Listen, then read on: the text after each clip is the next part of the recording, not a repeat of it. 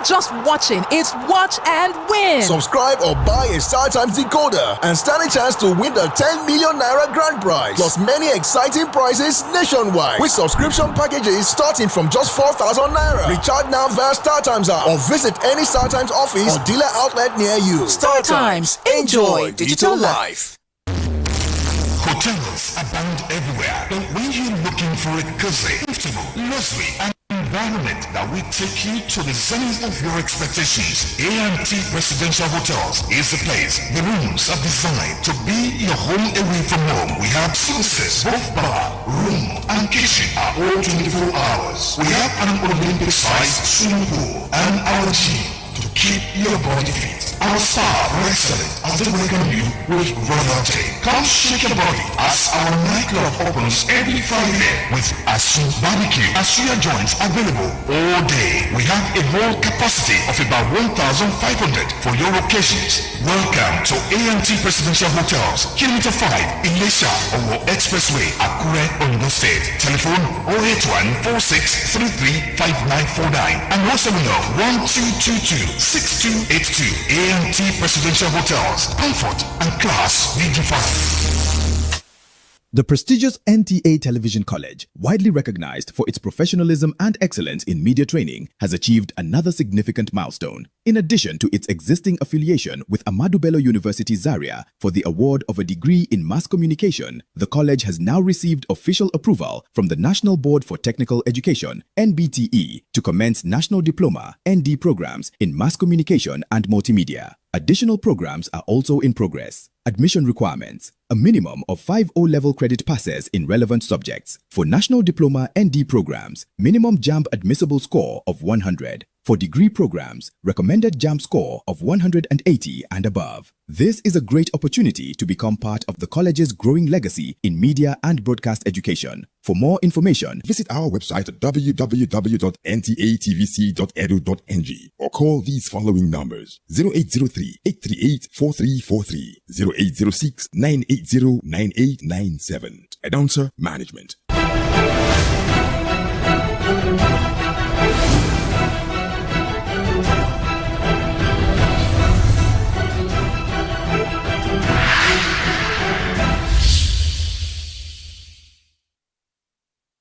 On the news tonight, fight against cancer and support for patients gains momentum in the country with special intervention. Health experts warn against unhealthy roadside foods and snacks. A very good evening to you, and you are welcome on the news at 7. Many thanks for joining us. Now the news. The fight against cancer and support for patients gains more momentum following a 50 million naira intervention by the Federal Ministry of Health and Social Welfare to strengthen treatment and care across the country. Salwa Khalil Ibrahim reports.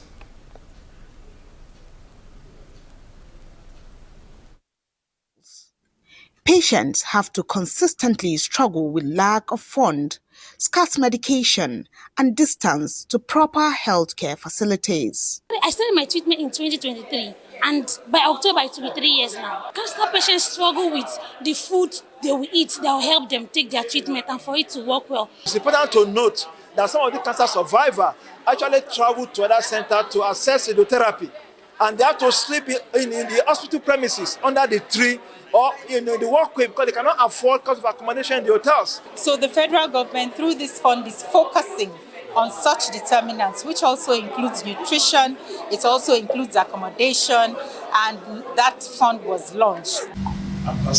Now, the federal government is implementing the social determinants of health initiative under the National Cancer Control Program, an effort to reduce these barriers.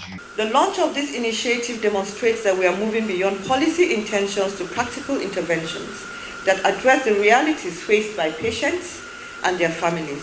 The Federal Ministry of Health and Social Welfare will provide 50 billion as government initial contribution to the SDOH fund for cancer patients.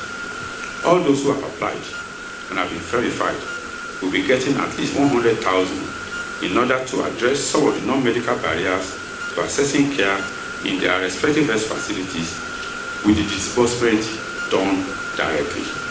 With this, more cancer patients from the 6 geopolitical zones of the country can access financial and medical support for their treatment and care. In Abuja, Salwa Khalil Ibrahim, NTA News. Roadside foods and snacks have gained widespread popularity among Nigerians due to their affordability and accessibility. However, health experts caution that improper food handling and unhygienic environment may pose potential health risk. In this special report, Abiola Ariyo examines the health implications of consuming roadside foods and the need for greater food safety awareness. From roasted corn, groundnuts, meat pies, rice and beans to other varieties of ready-to-eat snacks, roadside food vendors continue to attract customers seeking convenience and affordability. For many Nigerians, this food serves as a quick solution to busy schedules and economic realities. If the environment is clean and is neat, then you will sit down and eat your food. If the person is neat, I will buy. And then I will look up the way the person dries up before I could buy anything. Because from buying food from one another, maybe the person is not neat. From there, we can contact disease. However, concerns over food handling practices and environmental exposure have become increasingly prominent. A medical expert said that consuming foods exposed to dust, vehicle emissions, insects, and poor sanitary environments may result in severe health hazards. There are so many pathogens that are being carried in the air that are not physical to our physical eye, So all of these, if such a person is unfortunate and gulp up or swallow this kind of food, of course, he's eating contaminant upon contaminant that will definitely cause a lot of detrimental effect on the health. Commonly acquired diseases along this kind of a thing that are injectable like that. For instance, talk about cholera, pathogen. Some food vendors, however, claim that they are taking steps to enhance cleanliness measures by properly handling food and regularly sanitizing. Stakeholders say as the demand for affordable and convenient meals continues to grow, prioritizing food safety remains a shared responsibility between vendors, consumers, and regulatory authorities. In Akure, Abiola Ariyo, NTA News. The Nigerian Governors Forum says it is giving its full endorsement for the establishment of state policing in line with best practices and international standards. Political correspondent Abubakar Akwaga reports that resolutions on this proposal and other burning national issues were reached at the second physical session for the year 2026. It is another moment of charting the course of national development, and the Nigerian Governors Forum is frontally addressing top issues across critical sectors of the nation with priority to security, energy and health. Now, one after the other, they all arrived at the NGO Secretariat and immediately went into a closed-door session with issues of state police, Nutrition 774 initiative framework as top on the agenda. Governors emphasized the need for the state police to be constitutionally sound and aligned with federalism and citizens' rights. The forum noted the collaborative efforts and added that the consultation outcomes will strengthen the state's collective position. A presentation was also received on power reforms with solar grid initiative to expand electricity access through large-scale generation with high-voltage transmission in the offing. The forum noted the initiative's potential to support industrialization, improve energy security, strengthen state electricity markets, and accelerate economic growth. Governors reiterated their commitment to ongoing power sector reforms. The proposed Nigerian Sustainable Agricultural Value Chain for Growth result-based initiative designed to improve productivity and increase private sector participation, also received governor's approval. In Abuja, Abubakar Akwanga, NTA News. Now the federal government has hinted at possible measures against South African companies operating in Nigeria, including telecommunications giant MTN, as outrage grows over the continued harassment and attacks on Nigerians living in South Africa. Minister of Foreign Affairs Ambassador Biaka Ojugu disclosed this on Thursday while addressing concerns over the worsening anti-migrant attacks in South Africa and the evacuation of Nigerians from the country. The minister said Nigeria had exercised restraint and continued to pursue diplomatic engagement, but warned that the government might be compelled to explore other options if the attacks persist, stressing that any retaliatory measures would have to follow constitutional provisions and due legislative process. She explained that the federal government is currently engaging South African authorities through diplomatic channels, while the National Assembly would play a constitutional role in determining Nigerians' response should those efforts fail. You are still watching the news at 7. We will go on a break. It returns shortly.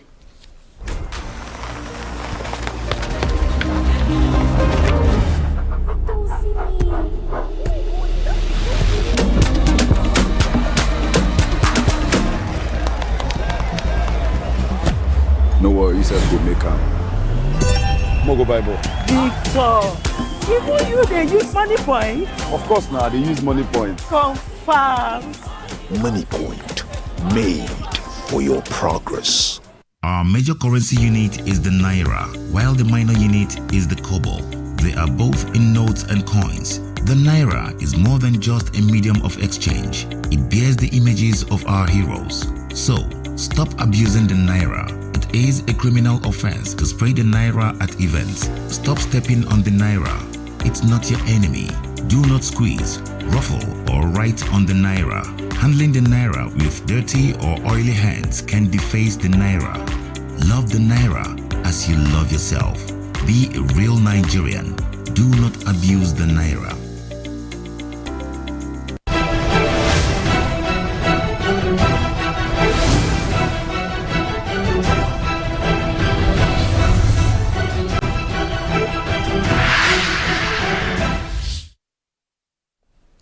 Thanks for rejoining us. You can also watch the news on these social media handles: Facebook at Nta Akure, YouTube at Nta Akure.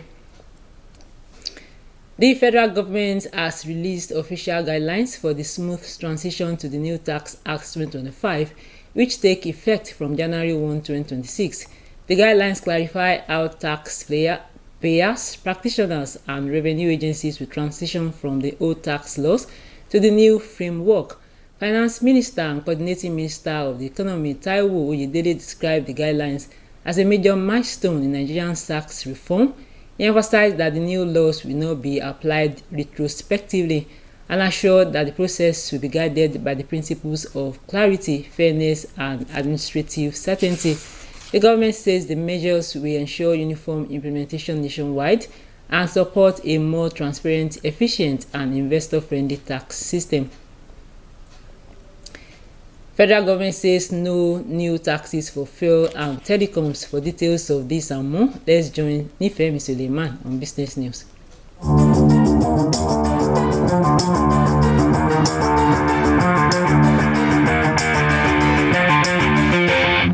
The federal government has dismissed reports suggesting it had adopted or it is considering the introduction of new taxes on telecommunication services and petroleum products, following recommendations contained in the latest International Monetary Fund article consultation report on Nigeria. The government said the report misrepresented the content of the International Monetary Fund and did not reflect its policy direction, insisting that no new taxes were being planned for either the telecoms or petroleum sectors. In another news, the federal government has directed all ministries, departments, and agencies to immediately discontinue the 1% stamp duty deduction provisions from payment to contractors, vendors, suppliers, and service providers. It said the directive is in order to ensure strict compliance with the provisions of the Nigeria Tax Act 2025, as well as to prevent the misapplication of statutory deduction. And that is all on business news in Nta Akure.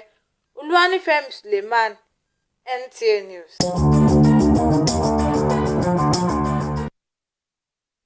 And on sports, mixed results for African teams after the first round at the 2026 FIFA World Cup as finalists emerge for the 2026 President's Federation Cup. Details with Bade Adeleye. Ghana's Black Stars secured Africa's second victory of the 2026 FIFA World Cup as the continent's representatives recorded mixed results. Ghana defeated Panama 1-0 in Toronto thanks to a stoppage time winner from Caleb Urenki. The Democratic Republic of Congo also pulled off one of the biggest surprises of the tournament so far, holding Portugal to a 1-0 draw in Houston, with Cote d'Ivoire also claiming victory over Ecuador. Morocco, Egypt, Cape Verde and DR Congo have all picked up points for Africa. Only Algeria, Tunisia, Senegal and South Africa are yet to get off the mark. South Africa will seek their first points when they take on the Czech Republic in a match live on NTA from 5 p.m. today, with 3 other matches scheduled later in the day. Back home, 3-time champions El Kanemi Warriors and surprise finalist Ikorodu Sete will contest the men's final of the 2026 President's Federation Cup. Ikorodu Sete continued their impressive run by defeating Nasarawa United 4-2 on penalties after a 1-0 draw in Benin City, while El Kanemi Warriors overcame Wiki Tourist 3-1 in Katsina. To basketball, preparations are gathering momentum for the second phase of the Savannah Conference of the Nigeria Premier Basketball League in Minna, with renovation work at Indoor Sport Hall nearing completion. We are making sure that to see we have a hitch-free Premier League, and inshallah we'll be able to give a very good account of ourselves. To volleyball now. Defending champions CNS Pikers and Nigeria Customs Service continued their impressive start to the first phase of the 2026 CGC Volleyball Premier League in Abuja. CNS Pikers maintained their unbeaten run in the men's category, while Customs men also won on day 3. With sports news update, Bade Adeleye, NTA News. That's our package tonight. We thank you for watching. Good evening.